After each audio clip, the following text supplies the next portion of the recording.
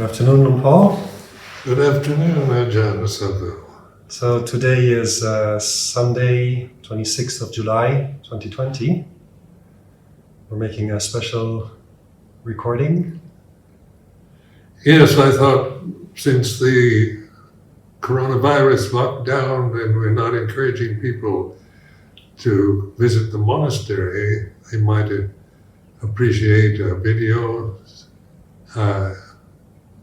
with me reflecting on Dhamma as some kind of offering for tomorrow on the 27th of July, which will be my 86th birthday. Sadhu. So there's one thing we were discussing the other day, which I think many people would enjoy hearing you talk about, is how you speak about Dhamma as being pure consciousness. Could you say something about that, please? You know, that's when you meditate, when you do the kind of meditation, not on concentration, but on reflection, you begin to recognize that words have no empty quality, they just are phenomena that arises and ceases. And I remember struggling in my early years with Buddhism, trying to define everything with words, wanting to take the Pali words and seek their equivalents in the English language, and trying to get the perfect word for dukkha, for suffering, because there are various views and opinions about whether suffering is the proper translation for the Pali word dukkha. And then when you get into that which has no form, into silence, into the silence of consciousness, what do you call that? Is it, you call it consciousness, or you call it Dhamma, or you call it the unborn, or the uncreated, or the unconditioned. They're all words pointing to the absence of a word, of a concept. It's not an object anymore. So after a while you begin to recognize consciousness and Dhamma. They're both, at this very moment in every single human being's experience, apparent here and now. Everybody knows they're conscious, and the translation for Santitiko, the Pali word for Santitiko Dhamma, is apparent here and now. And just learning to trust this kind of intuitive awareness of experience rather than trying to define it with words makes life much more simple. It becomes, rather than becoming more complicated, more abstract, more confusing, everything simplifies to ultimate simplicity. So that which is not born, doesn't die, doesn't begin or end, whatever you call it, consciousness. Some people, might argue about that, but in terms of experience, consciousness isn't born. I don't create consciousness. It's not a word. I mean, it is a word, but it just points to the reality of being here and now, which is very apparent for every single human being. And so when one talks about realizing Dhamma, it's about realizing that in one's experience. Realizing when consciousness knows itself, it's no longer being used as through forms, through the senses, through seeing, hearing, smelling, tasting, touching, or thinking. When you're not involved in sensory, sending the senses outward to their objects, what's left is still awareness. And it's like the space between words, like that which is behind, that is present all the time, no matter if you're going mad, or you're peaceful, or you're a very good, virtuous person, or a very corrupt one. Consciousness is always here and now, and it's always pure. It's not stained by the actions or inactions or forms that appear, that arise and appear and manifest in consciousness. So you could say consciousness is the unmanifest. It's not, you can't find it as an object. It's not something you can show somebody else, but you know very directly, because it's what we really are. We're that consciousness is our true nature. The forms that we identify with, such as the sentient experiences through seeing, hearing, smelling, tasting, touching, thinking, feeling, through the five khandhas, these are very mortal, changing, unstable forms that arise and cease in consciousness. Where consciousness doesn't arise and cease, it's always here and now, timeless, and it encourages us to, the Buddha encouraged us to investigate consciousness, to really notice it, get beyond the limitation of words, of thoughts, of feelings, to recognize what we call awareness, being aware of itself. And in Thai they call it jit and jit, when the consciousness knows itself. So you spoke about recognizing the space between thoughts as one way of noticing the awareness of thoughts, and then when thoughts cease, you're there with awareness. And then some people have been talking about how thoughts go quiet, but the five senses are still operating. So that's not yet consciousness without objects, because they're still objects of the senses arising.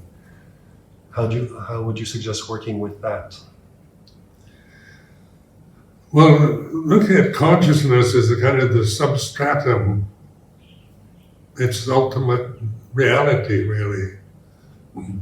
Just take a sentence, a kind of mundane, ordinary thought, such as I am a human being. And, the words arise and cease. And when before you even think the pronoun I, there's consciousness, but we don't notice it. It's empty, it's aware, and then we intentionally think I, and then there's space between I and am, space between M and A, and space between A and human, and space between human and being. And after you've thought being, there's still space or consciousness. So consciousness remains the same, whatever words you put into it. It's always the stable factor, the stillness that we, and serenity that every human being longs for. So it's never absent from us, we just don't notice it. We become so involved with the words.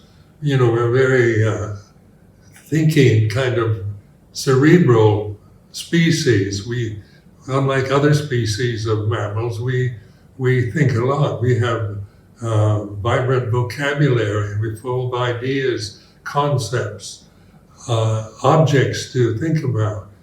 And is the silent consciousness, or the sound of silence, an object? Or is it Dhammacha? Is it natural? Is it Dhamma?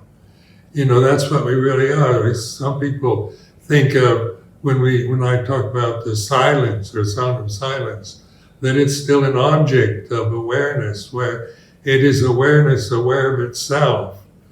And it's not an object that arises and ceases. So we can call that objectless awareness, because even though, there's awareness and there's a silence, it's not an object that you can get beyond.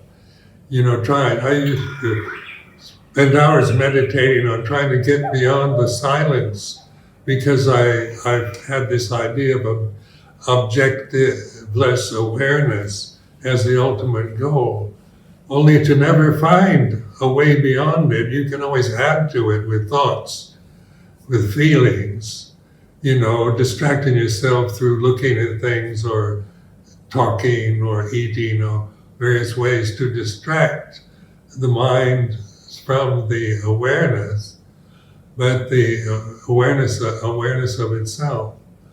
But that's not, when you see the futility, when you get to the place of no return, you can't get beyond the silence. And it's peaceful. Suddenly you realize that peacefulness is our very nature. It's with us all the time. When we're looking for it externally, we're never quite, we have peaceful moments when everything's quiet, but you can't sustain that kind of peace. It has no sustainability because it's subject to so much interruption, distraction, problems, worldly problems, even the changing of the weather and so forth. And what can you can't find peace, real peace that doesn't arise and cease in sankharas, because the very nature of sankharas, conditions or phenomenon, is that they are always in the process of change, of transition from birth to death, from beginning to ending. So the futile efforts to find peace is some kind of external control over the environment where everything is quiet and not distracted. You have moments where you feel peace with that particular scenic situation, but it's not sustainable peace. Where this kind of peace, consciousness aware of consciousness, is with us all the time, even in the midst of the battlefield. The battlefield arises and ceases, but what is the basis behind the battlefield, the conflicts, the fears, the desires that we have, that we create into consciousness, is always present. And so this is, what we call the release from suffering. It's the reality of nirodha. The suffering ends, even though you still may have a physical body that's aging, sick, and all kinds of problems in the family, in the society, in the world, of what climate change, COVID-19 pandemic. How can we ever find peace when all these terrible things are happening around us? But, when we're looking for a world where there's no pandemic, where the climate is stable forever, you're going to be terribly disappointed, because that's not the way it is. That's not the Dhamma. The Dhamma is apparent here and now, so it's not changing. And what doesn't change in our experience, always in the present moment, is consciousness. We can call it consciousness. We can call it Dhamma, the unborn, uncreated, unformed, unconditioned. But what it is like this. It doesn't matter what you call it so much as to recognize that this is the end of suffering. And it's non-personal. Consciousness is not, started as soon as you start to personify it, you've lost it, because to personify consciousness, you have to start thinking. Consciousness is me, it's mine, I'm conscious. And if you stop thinking, then what's left is consciousness. But it doesn't say it belongs to anybody. It doesn't make value judgments. It doesn't criticize. In order to make value judgments, to criticize, to say this is the best, or this is the highest, or this is the lowest, you have to start thinking. And the space between thoughts is awareness that doesn't arise and cease. The space, the silence between thoughts, the silence behind thoughts is the same silence. It's not it doesn't shift or change into any other than just, it's like this silent mind, the serenity that one enjoys from it.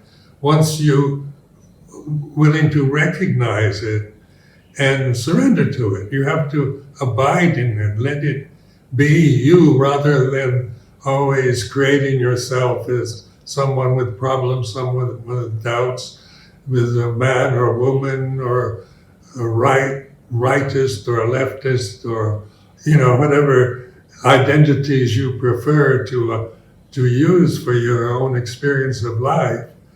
You give up all that. There's no identity. There's nothing to identify with because this is universal consciousness. It's not Ajahn Sumedho's consciousness or Ajahn Asoka's consciousness. It's just consciousness, universal. It's perfect, it's complete. So in order to realize this awareness that is aware of phenomena arising and ceasing, we don't need to get rid of phenomena. We don't need to get rid of experience of emotions, feelings, experience in order to realize this, do we? No, because they're not really the problem.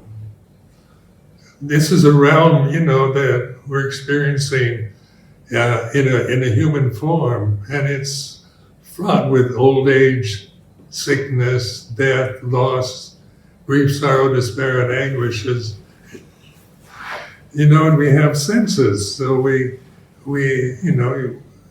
an enlightened being still sees, hears, smells, tastes, touches, thinks, and feels life. It's not that you suddenly become like a zombie or an alien. You can't relate to the conditioned realm.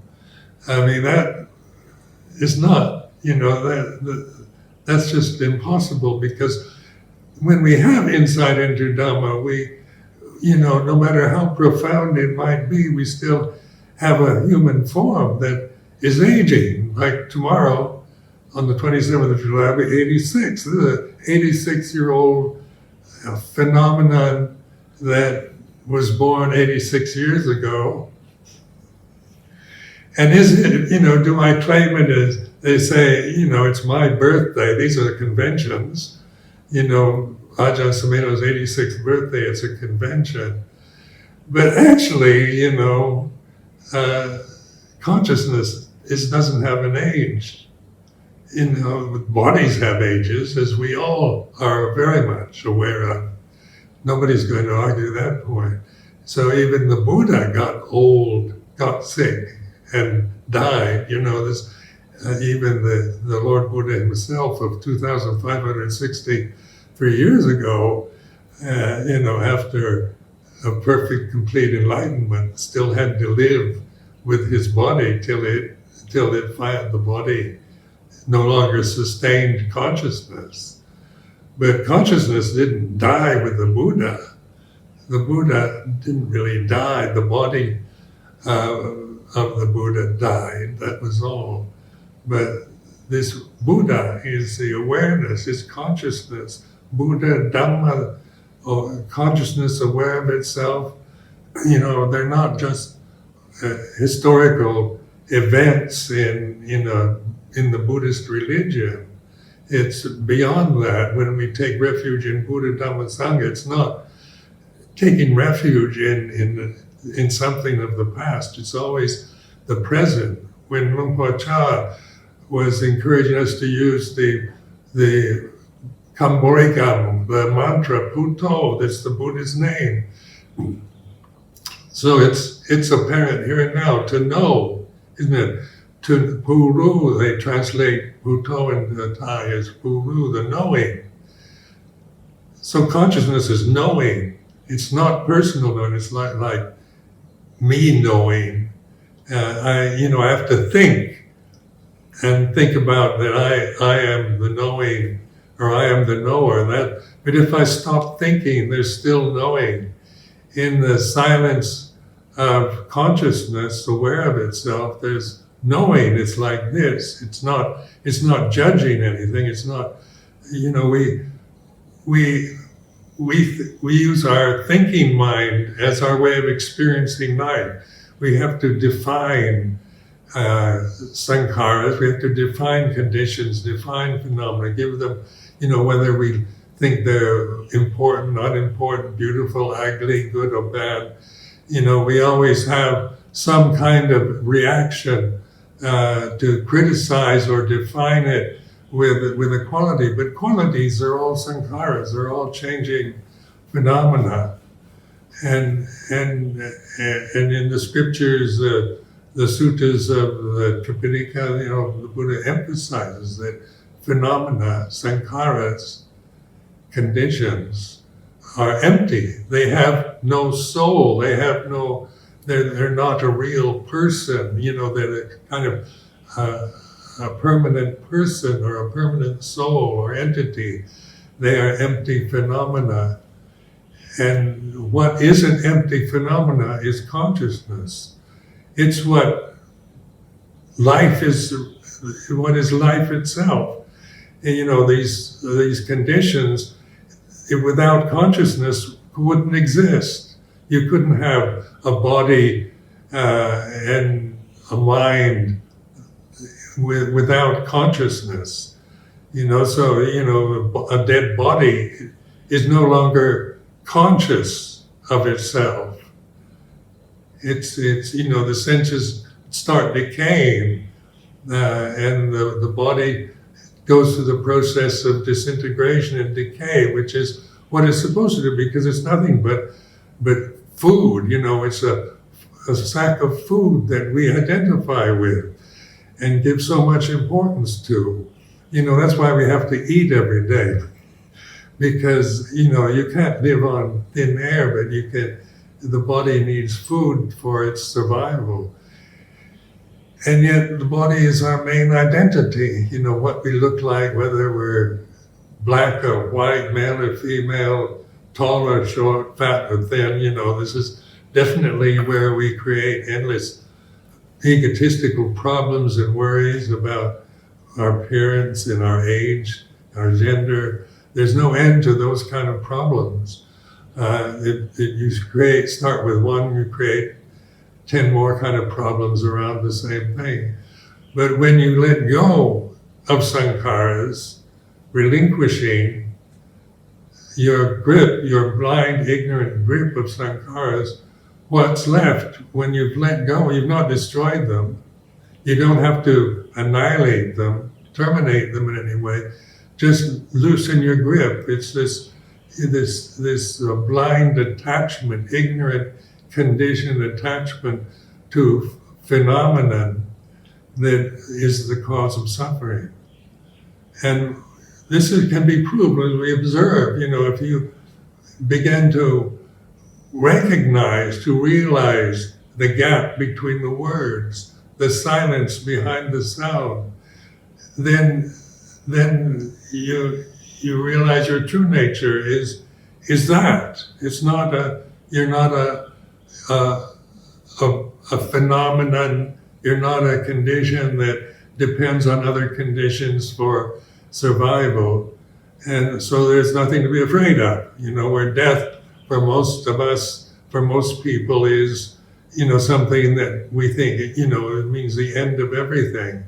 The body dies, the body decays, it gets cremated or buried, or whatever custom you might choose, or someone else might choose after you're dead.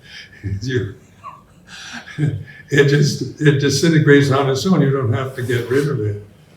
And one can always access the silence, sound of silence, pure consciousness, awareness, because it's a kalika Dhamma, it's timeless.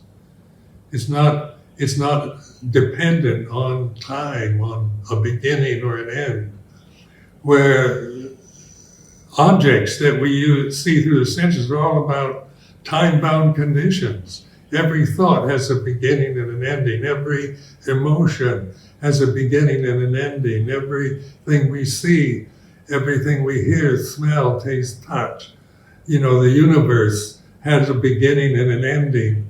So, the beginning and ending is the very nature of what we call in Pali Sankara, or phenomena, or conditions.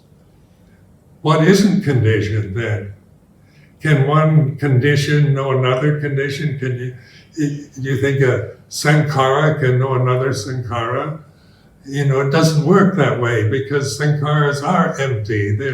They have no life of their own except through consciousness. So consciousness brings life into the body. It's the light, the luminosity of consciousness that we are, rather than the physical form that we are blindly, ignorantly attached to and identified with. Lungpa, you speak about trusting the awareness. You often encourage people to trust the awareness. What are you pointing at there, using the word trust rather than another one? Well, we're so conditioned, a cultural conditioning. From the time you're born, you start like a newborn baby isn't conditioned yet. It is conscious being. The human form is conscious. The consciousness is not personal. It's natural. So the baby didn't create consciousness, but the form, a human baby born and alive, is a conscious form. It doesn't identify itself with anything. It has no language, no memory to think about things, to pass value judgments about anything. And then after birth, it's conditioned, by the mother, by the father, by the family, by the social background, by the culture, by the religion. All these, are conditions that are imposed on newborn infants, children as they're growing up. We identify with empty phenomena as ourself, as our personality. When you try to find a living person, when you really look inward and ask yourself, is there a real person? Is there a real Ajahn Sumedho inside this body? The mind goes quiet. Then I can't find Ajahn Sumedho. I can think Ajahn Sumedho. I wasn't born with that name. It was given to me when I was 31 years old. Sumedho anyway, not Ajahn. But that's a name that people identify me in this life as Ajahn Sumedho, Lungpa Sumedho. But when I look for Lungpa Sumedho, I see a body, 86-year-old body. Is that Ajahn Sumedho? Is it on a conventional level? Yes, you have to, use conventions for communication. We realize that. But Ajahn Sumedho is only a convention. It's not a person, a kind of permanent personality, a permanent soul, a permanent reality. And when I try to find it, look inward to see where Ajahn Sumedho is located, I can't find anything except silence, awareness. So what is the trusting? Trusting is, because we're so highly conditioned, we trust the conditioning. Like in my own experience of believing that I'm Ajahn Sumedho all the time, is something, I never questioned until I became a monk. And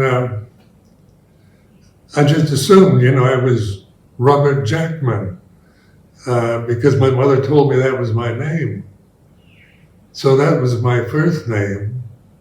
And I assumed that when I became Ajahn Sumedho, then I started using that. And I think it was Robert Jackman, and it that's a convention you might have on your passport or something, but there's no such thing as Robert Jackman. And my British passport, it's Bhikkhu Sumedho. These are conventions. They're for worldly relationships, for existing in society. But am I really Robert Jackman, Ajahn Sumedho? And I've acquired a few new names as my age gets, as I get more years in the Sangha. They're conventions only, they're empty phenomena. But what I do realize that is from birth to this very moment, sitting here in my kuti at Wat Pa Ratanawan, is awareness.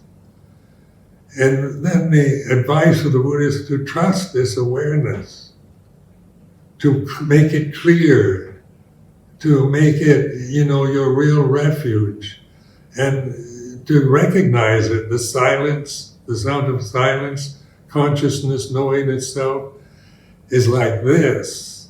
So you're not, when I use the words, it's like this, it's not defining it, is it? It's more or less reminding yourself, it's this simple, it's this awareness that you must trust, not the critical views about yourself or others that you tend to be conditioned to believe in.